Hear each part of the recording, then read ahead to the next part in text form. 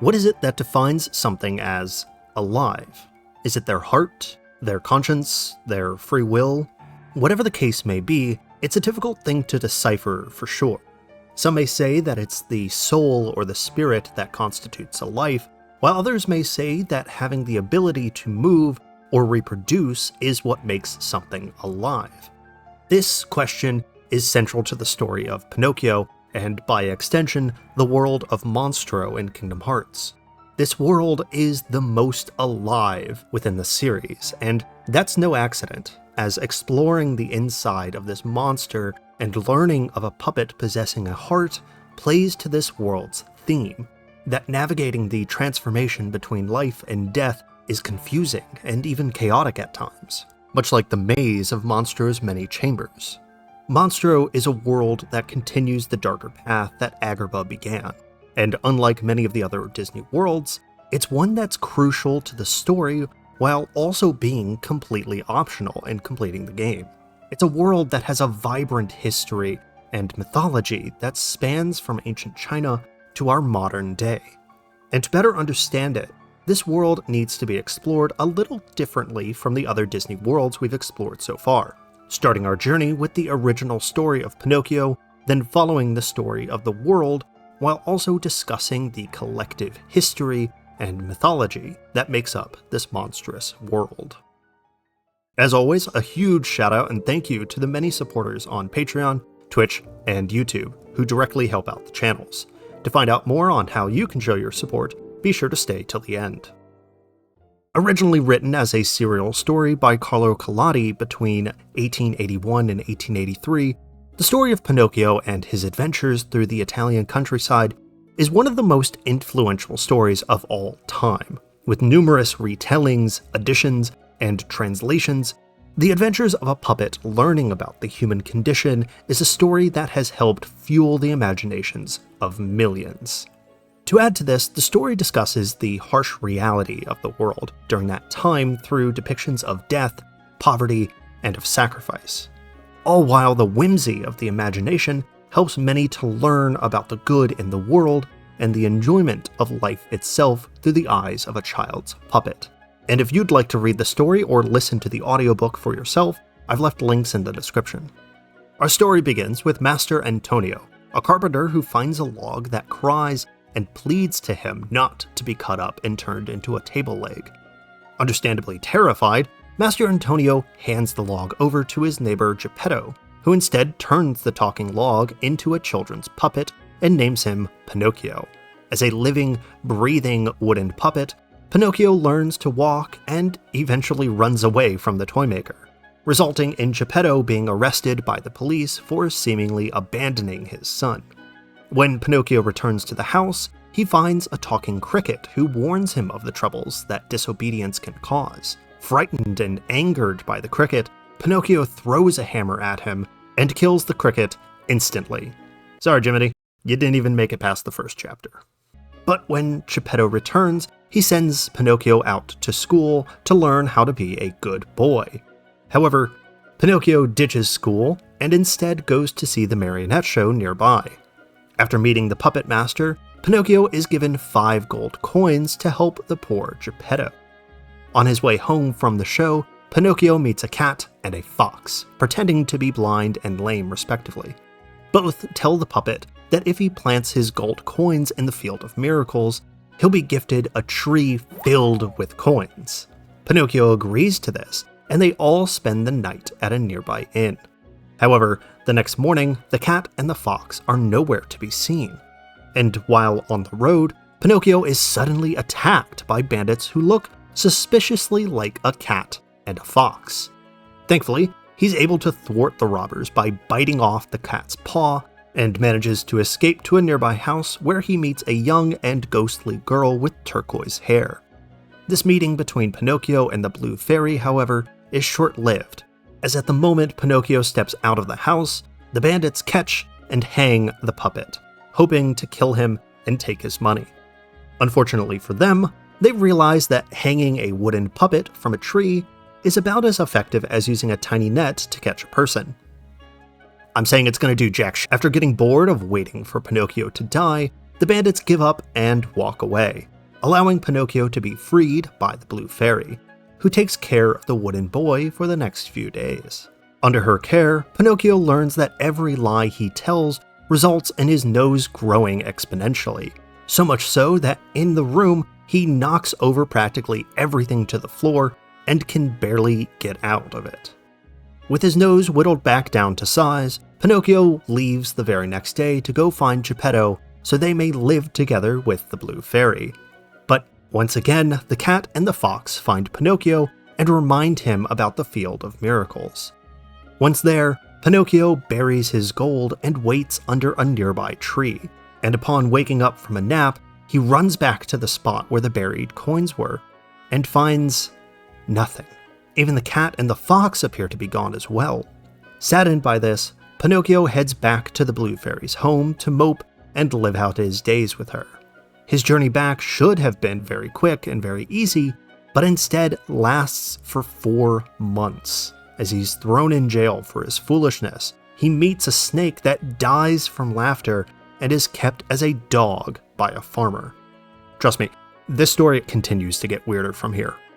When Pinocchio returns to the house of the Blue Fairy, he finds that the house is gone, and only a small gravestone remains. Believing that the Blue Fairy is dead, Pinocchio cries uncontrollably for hours on end until a pigeon lands and offers the wooden boy a ride to the seashore to find his father. This scene actually kind of reminds me of the run-on joke from Monty Python of the swallow carrying the coconut. Because, how does a pigeon even carry a wooden I'm getting sidetracked here. Getting to the shore, Pinocchio sees Geppetto rowing further out to sea, and for a brief moment, it appears that the father and son have a chance to reunite after so much time away. But just before Geppetto is able to get close to the coast, a huge wave crashes onto him, seemingly swallowing the man and his boat whole. Upset by this, Pinocchio goes into the water after Geppetto, and just before he runs out of energy, Pinocchio meets a dolphin who offers him a ride to a nearby island of busy bees. Here, everyone works like, busy bees, which prompts Pinocchio to do just the same. Helping out an old lady with bringing home some jugs of water, he realizes, however, that this old lady is in fact the Blue Fairy, disguising herself to test the wooden boy. Happy to see one another, they make a deal that if Pinocchio can go to school for an entire year without misbehaving, then she will become his surrogate mother and will turn him into a real boy. After nearly a year, Pinocchio is one of the best students at his school and makes a real effort to listen to his elders and learn, and to not disobey them. Nevertheless, when pressured to skip school and go to the beach, Pinocchio follows the boys. In reality, the boys tricked Pinocchio with tales of seeing Geppetto by the beach to prevent Pinocchio from becoming a real boy. Thankfully, the Blue Fairy forgives Pinocchio's transgression, as he didn't really want to go, but was convinced when he was prompted that he might reunite with Geppetto. The Blue Fairy then promises to make Pinocchio into a real boy the following day if he continues to be good, telling him to invite all of his friends to see his transformation and have a party afterwards. While inviting all of his classmates, he meets up with Lampwick and learns about the wondrous world of Toyland, a place where children go to play all day and never worry about school or work. The boys go to have some fun, and after 5 months of games and junk food, the boys find themselves changed into donkeys. This then leads to both boys being sold off, as Toyland was really a cover to make children into donkeys for livestock and entertainment. As the boys are separated, Pinocchio is sold into a circus, where in one of his shows, he sprains his ankle and is again sold off to a fisherman who wants to turn Pinocchio's skin into a drum. Thankfully, when Pinocchio is thrown into the sea by the fisherman to drown, the fish rush in and peel away the donkey parts that covered Pinocchio's wooden body. When Pinocchio resurfaces, the fisherman is rightfully confused, and this gives Pinocchio a chance to swim away. Nevertheless, This is the same sea that swallowed Geppetto earlier, and suddenly Pinocchio is swallowed whole by a passing dogfish of monstrous proportions. Inside the dogfish, Pinocchio learns that Geppetto is still alive, as it was the monstrous dogfish who had eaten Geppetto instead of a wave, and in his lonesome, Geppetto had been sitting in his boat, waiting for an opportunity to escape from the fish's belly. After only a few days inside the dogfish, they notice that it stopped moving for a moment, and they make a break for the fish's mouth. Finding it completely asleep, they jump out of the gaping mouth of the dogfish and befriend a tuna, who gives them a swift ride back to the shore. Tired from their adventure, and in their search for a new home, Pinocchio comes across the fox and the cat once again, who are now both impoverished, lame, and blind, physically changed to the same ailments they played off for so long. They plead for gold coins and food, but are instead scolded for their previous actions, being told that bad wheat makes poor bread by Pinocchio. Continuing on their trek, Geppetto and Pinocchio come to find a small cottage for them to live in and recover from their long journey.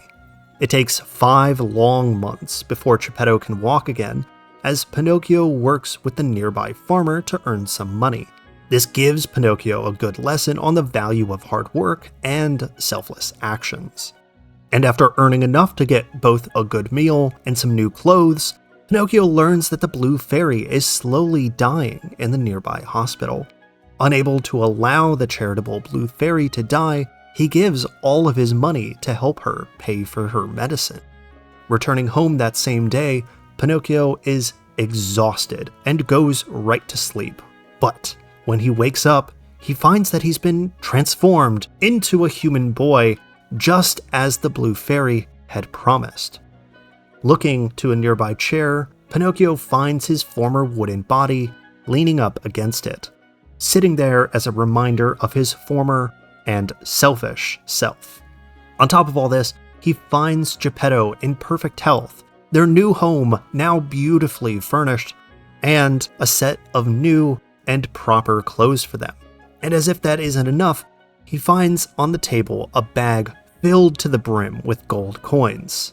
At this, Pinocchio's story comes to an end and teaches us that though we may have a troubled past and may even be selfish at times, through hard work, care, and selfless actions, even the most wooden person can become rich in life. So, this might be unusual to hear, but the world of Monstro is probably one of the single most important worlds here in Kingdom Hearts. This is unusual because a fair amount of players feel that it's through the non-Disney worlds that the plot really finds its strides. Worlds like Traverse Town, Hollow Bastion, and Destiny Islands. However, throughout our time here inside of Monstro, we'll find that this world presents the darker sides of life and death exceedingly well. Agrabah may have shown us the door to the darkness, but Monstro has us stepping through that door to see what's on the other side. It's this world that shows just how lost on the path Riku is in finding Kairi, with Maleficent giving us more brooding breadcrumbs to follow, and showing us the fear of losing a loved one right in front of you. It's moments like these, inside a completely optional world, that really set up Monstro as one of the most important to the theme of Kingdom Hearts.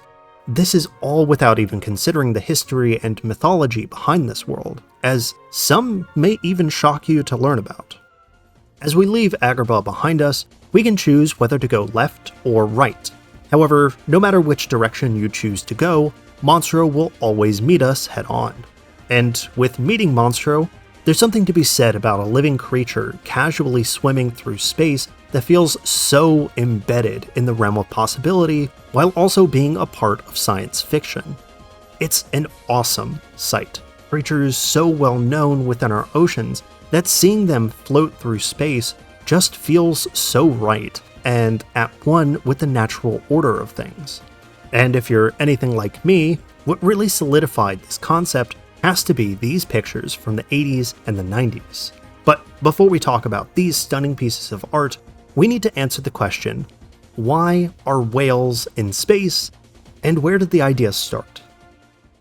Surprisingly, I had initially thought that this kind of concept originated hundreds of years ago, when in reality, it started during the early 60s with environmental scientists Jacques Cousteau and John C. Lilly while studying dolphin migratory behavior and their use of echolocation, wanting to find a form of communication between them and us.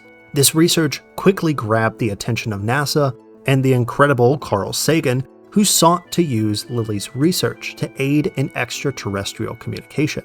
I'm sure you can start to see where this is headed now. Unfortunately, complications with their research began to develop as, if I'm cursed with this knowledge, then so are you. The complications within their research started as one of the dolphins became sexually attracted to their female handler, who had to, handle the dolphin to get them to actually work with the researchers. I'm sure you can read between the lines there.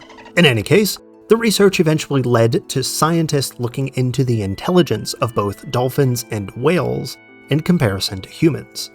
The public learned of this research rather quickly, and this led to a slew of different pieces of science fiction that depicted the aquatic mammals in space. Science fiction stories like Star Trek, Star Wars, and even Hitchhiker's Guide to the Galaxy all famously used whales and dolphins to help bring this idea to the collective consciousness. Surprisingly, one film very early on in 1965, Pinocchio in Space, seemingly started this trend while being touted as the sequel to Collodi's Adventures of Pinocchio. Yeah, this one's a little weird, but it's more than likely the reason for Monstro being here in the lanes between. Now, I won't go over the entire movie, but in brief, its story sees Pinocchio turning back into a wooden boy, and through meeting an alien, learns that Monstro is an experimental whale from Mars that terrorizes the Earth.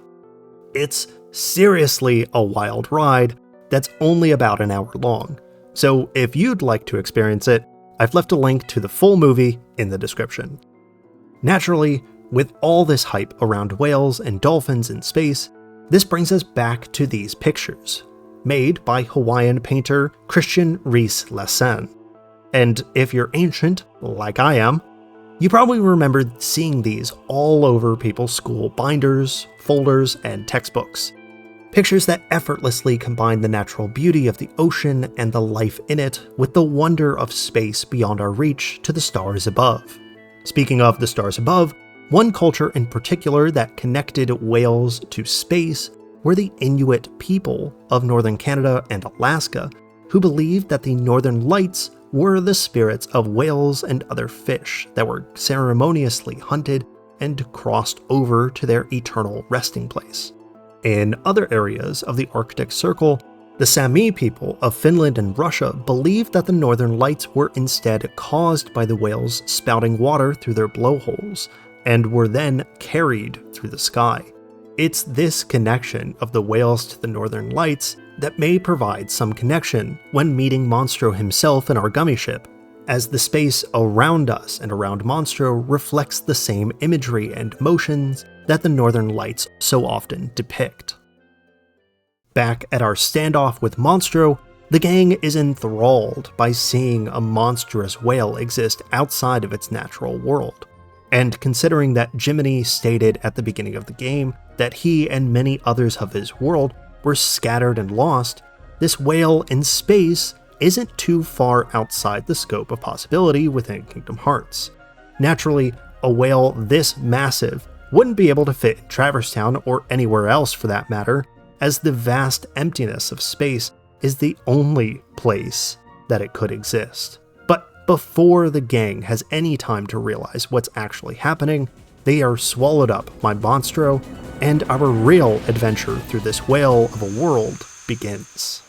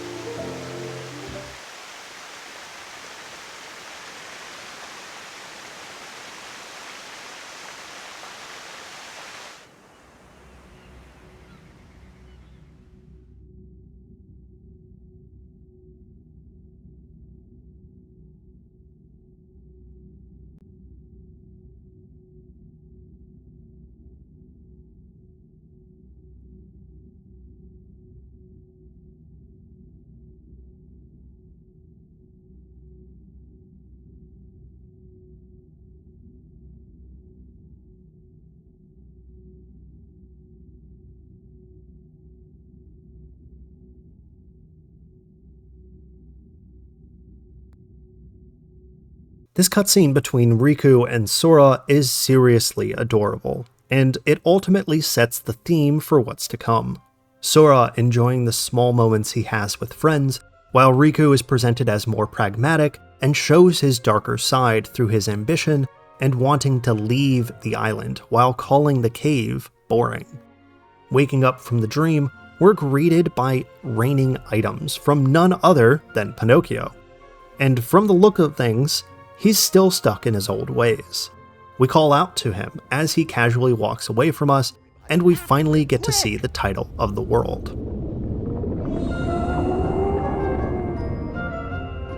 Technically, this small encounter isn't actually the first time that we've met Pinocchio, or at least it's not meant to be. If we head to Traverse Town first from Agrabah, instead of going to Monstro, we'll find the puppet hiding inside of the accessory shop. This small but significant interaction plays alongside the original story of Pinocchio with the Blue Fairy, a moment that teaches us that Pinocchio's nose will grow every lie he tells, and that he must be good if he wants to be a real boy.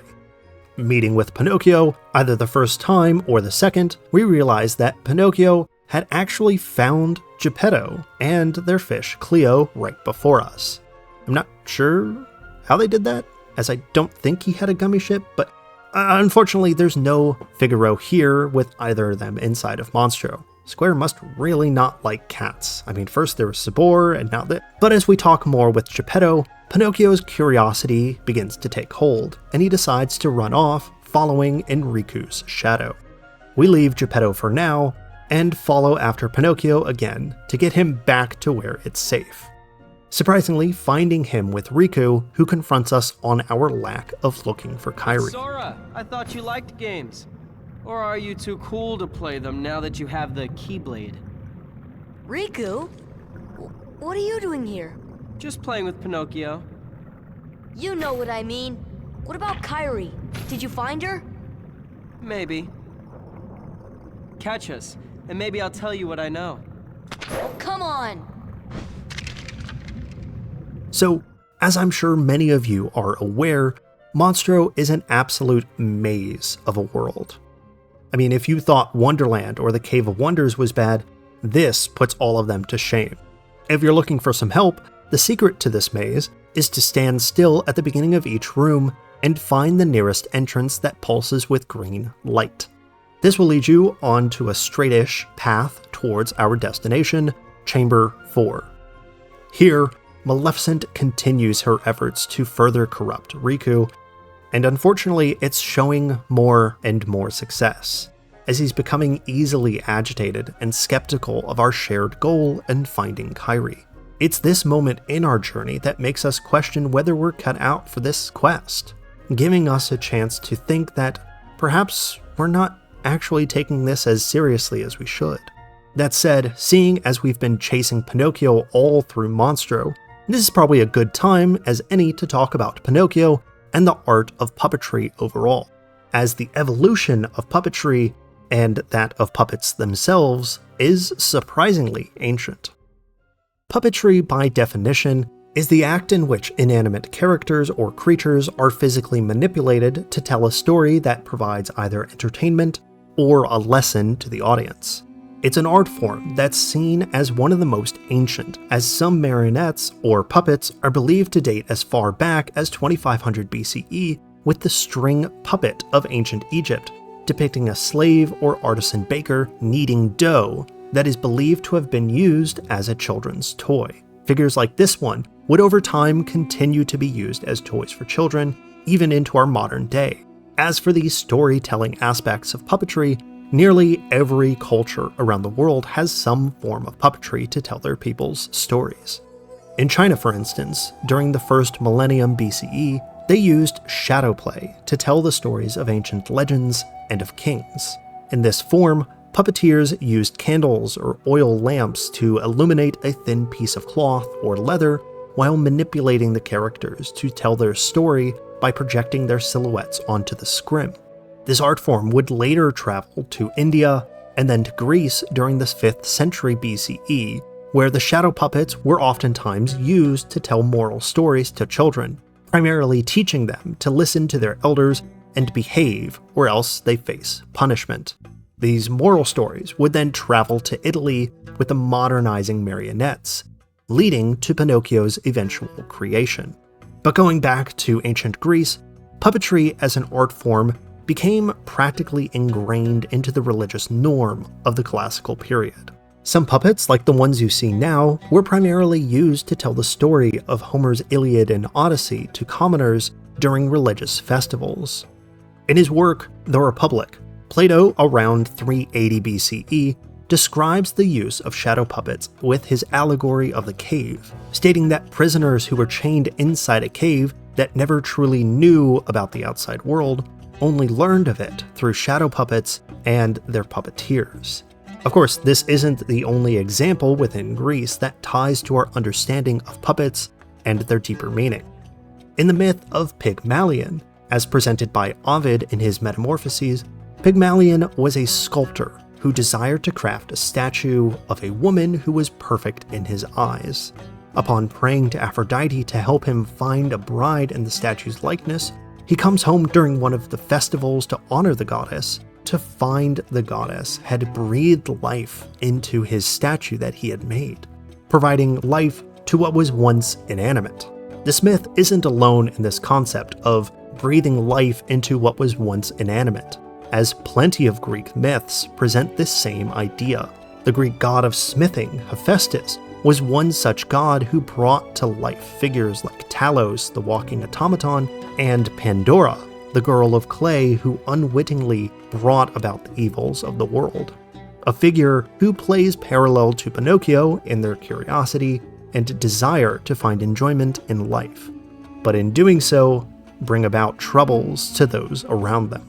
It's thanks to these figures and myths and the history of puppetry that solidify the puppets and their stories that we know today. As we enter Monstro's bowels, we find Pinocchio captured inside the parasite cage, our first and only boss in this world. This fight is honestly not too much of a problem, as we now have Riku working with us to help free Pinocchio. Thankfully, most of Parasite Cage's attacks can be parried, and he only stands in one spot, so if you do need to heal, just jump to the side and sip a latte.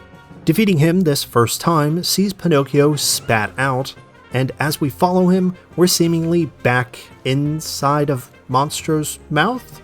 Yeah, I have no idea how this anatomy works. But with this victory, the water now lowers, and gives us an easier time to open some new chests within the area. However, Riku now has a hold of an unconscious Pinocchio, as Geppetto pleads to have his son return to him. Sorry, old man. I have some unfinished business with this puppet. He's no puppet. Pinocchio is my little boy. This is one of the single most important moments in Sora and Riku's friendship. A turning point for Riku that shows that he's really turned to the darkness and has established himself as an antagonist. His cold and callous attitude is just sad, as he's willing to sacrifice a living being to achieve his own goals. It's harsh, but ultimately realistic, as given the chance to save a loved one, I don't think many wouldn't do the same in this sort of situation. Of course, there is something odd about this scene that not many creators in the space have talked about. And to break this all down, I think I know just who to call.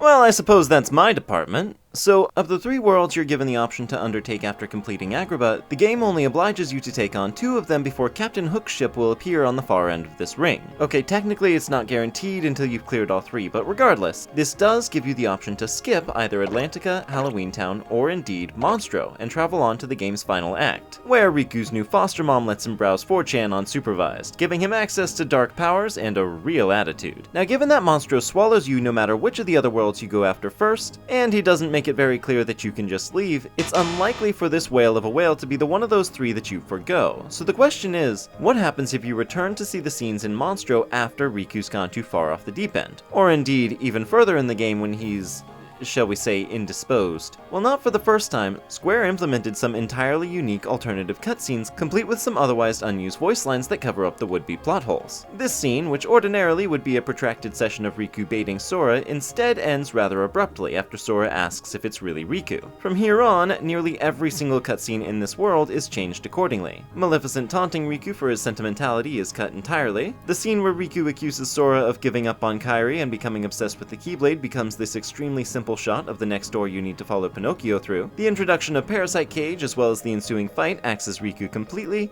and of course he's not there to dash down this hole after the cage spits Pinocchio into it. Instead of getting the often memed line of, Sorry, old man. I have some unfinished business with this puppet. Riku is eerily silent in response to Geppetto's pleas before just walking off. And finally, before the rematch with Parasite Cage, Sora's little speech about his conscience becomes this unsettling exchange. Wait, what are you? What? You don't remember your best friend? Liar! You're not Riku! The implication here is that this alternate Riku may just be some sort of projection cast by one of Riku's own shadowy puppeteers. I suppose just to mess with Sora at this point. As one final change, Monstro would usually conclude with this cutscene of Maleficent turning off Riku's parental controls, but if you reach Neverland first, you get the equivalent cutscene there. Between the new voice lines and different animations, this all represents a lot of work for a pretty niche scenario. But that kind of effort is a big part of why this game still deserves to be talked about today. I couldn't agree more. A huge shout out and thank you to 2C Phoenix for providing his knowledge and his voice for this small breakdown. I've left a link in the description for his channel, as I highly recommend checking out his work and supporting him in any way you can, as his videos and breakdowns are incredible. After this pivotal moment, we're finally able to acquire the high jump ability, and we're able to reach this chest that we saw Pinocchio rummaging through at the beginning of the world. This chest contains the item Water Gleam, which, if you remember all the way back in Traverse Town, is the Dumbo summon. But with our pockets filled with goodies, we can head to the throat of Monstro and climb up into the stomach of this whale.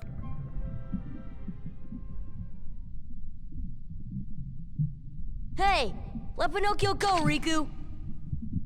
A puppet that's lost its heart to the heartless. Maybe it holds the key to helping Kairi. How about it, Sora? Let's join forces to save her. We can do it together. It's here that Riku and Sora's differences become even more apparent, with Riku again claiming that Pinocchio has no heart, and insinuating that Pinocchio isn't really alive, as those without hearts no longer exist. This provides us with a good segue into the concept of what it really means to be alive. So, as I had asked earlier on, what truly constitutes something as being alive? It's a question that holds a lot of weight to it. This world in particular stresses this question so much so that they almost say it outright. In classical philosophy, for instance, Plato states that the person's psyche, or incorporeal soul, is what makes a person alive, an aspect of the human body that is released upon death that can still exist and think for itself. So, in a way, a person who dies would technically still be alive even upon entering the afterlife. This makes more sense when considering the fact that within Greek myth, many characters like Orpheus, Heracles, and even Psyche herself were said to have entered the underworld and have held conversations or some varying interactions with the souls of those who had passed, marking these souls as alive, but within a different plane of existence. Of course, when considering the world of Monstro and the greater storyline of Kingdom Hearts, this fits rather well, as when a person's body disappears and their heart remains, they are still technically alive, at least according to Plato. On top of this, Pinocchio and our time here in Monstro furthers Plato's belief of what it means to be alive, as to move or be moved is to be alive. And since Pinocchio as a character is someone who cannot stay still, he easily fits into Plato's description of what it truly means to be alive. But now, with Riku fully fulfilling his role as an antagonist and running away from us again, it's time to face off against the parasite cage, for real this time. This fight is much the same as before. However, this time he does have a bit more health and will occasionally attack us by swinging his body towards us. We don't have much room to maneuver around him, so be sure to take your time with your attacks and sidestep away whenever he swings at us or even belches at us. And now, with the parasite cage fully taken care of, and giving Monstro a severe case of acid reflux, the whale violently sneezes us out of his body, finally freeing us from his internal prison, presumably launching Pinocchio and Geppetto out so fast that if we head back to Traverse Town now, we'll find that they've made a new home for themselves. Now, you may be wondering why Monstro sneezed instead of vomiting us out. And that would be a fair question. More than likely, this is meant as a reference to how Pinocchio and Geppetto escaped through Monstro's mouth in their Disney adaptation. But Square more than likely wanted to make this a little more kid-friendly. I mean, I don't even want to imagine what whale vomit would look like in space. But with the end of this world, we're still missing one crucial piece of history and mythology that needs some discussion: the whales themselves. For many cultures around the world, whales have been viewed as some of the most significant sea creatures in both a religious context as well as a survival one.